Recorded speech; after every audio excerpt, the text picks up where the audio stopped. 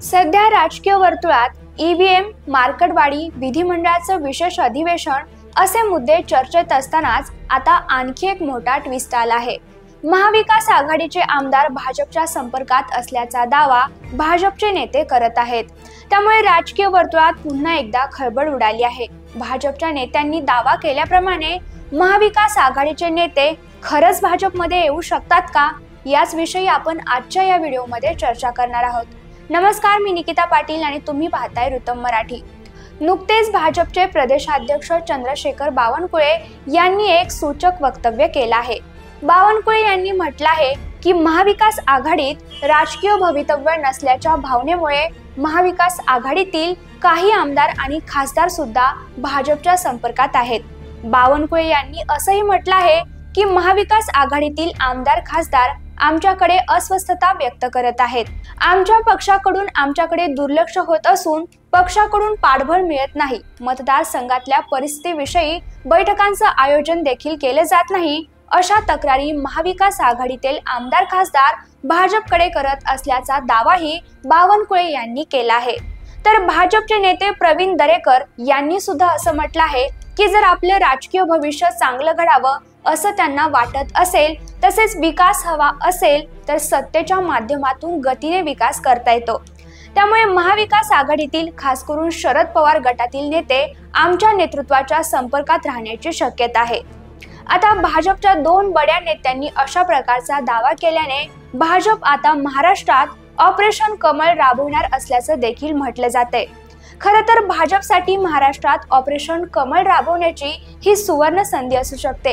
कारण बघा, बावनकुळे आणि दरेकर यांनी केलेली वक्तव्य आपण बारकाईनं पाहिली तर महाविकास आघाडीचं भवितव्य धोक्यात आहे असं महाविकास आघाडीतील नेत्यांनाच वाटत आहे।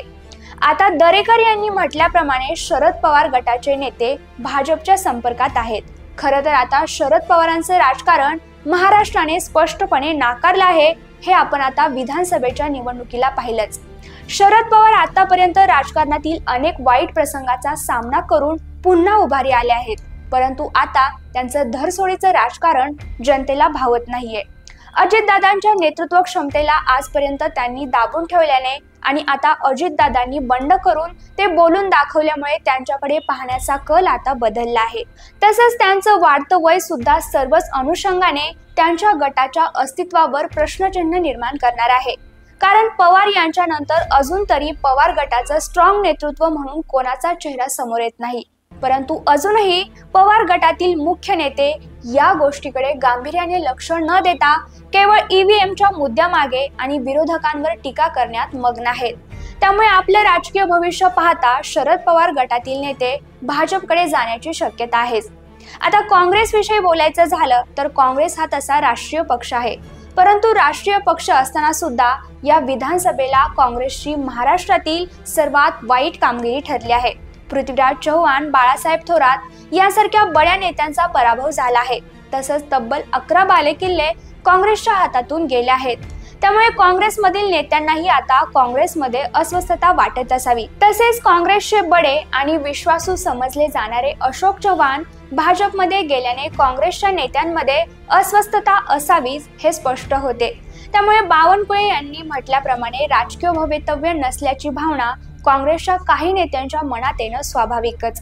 तसंच भाजपने ज्या पद्धतीनं महाराष्ट्रात मुसंडी घेतली आहे त्यानुसार आता काँग्रेसला सत्तेसाठी किती वर्ष वाट पाहावी लागेल याचा अंदाज या नेत्यांना आलाच असावा। आता शिवसेना हा पक्ष मूळ हिंदुत्वाचा मुद्दा घेऊन वर आलेला पक्ष आहे, परंतु गेल्या काही वर्षात उद्धव ठाकरेंनी ज्या भूमिका घेतल्या त्यावरून हिंदुत्वामुळे त्यांच्याकडे झुकलेला मतदार नाराज झालेला आहे। मुळात ठाकरेंनी काँग्रेस सोबत केलेली युती ही अनेकांना पटली नाही। त्यातच शिंदेंनी हिंदुत्वाच्या मुद्द्याला घेऊनच केलेलं बंड उद्धव ठाकरेंसाठी मोठा धक्का आहे।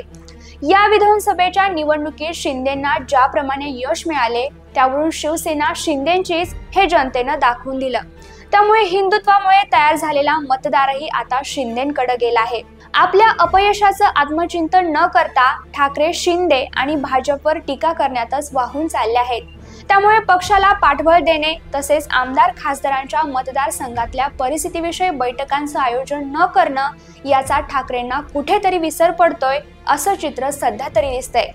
त्यामुळे विकास कामांसाठी किंवा आपले राजकीय पोळी भाजून घेण्यासाठी ठाकरे गटातील काही आमदार खासदार सुद्धा भाजप किंवा शिंदे गटात जाण्याची शक्यता नाकारता येत नाही।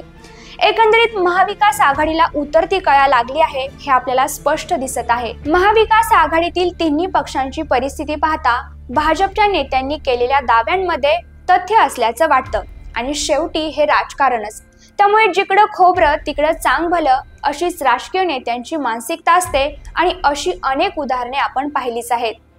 महाविकास आघाडीतील काही आमदार खासदार महायुतीत प्रवेश करतील का? भाजपच्या नेत्यांनी केलेल्या दाव्याबद्दल तुम्हाला काय वाटतंय? तुमचं उत्तर कमेंटमध्ये नक्की कळवा आणि अशाच नवनवीन माहितीसाठी वृत्तम मराठीला आता सबस्क्राईब करा।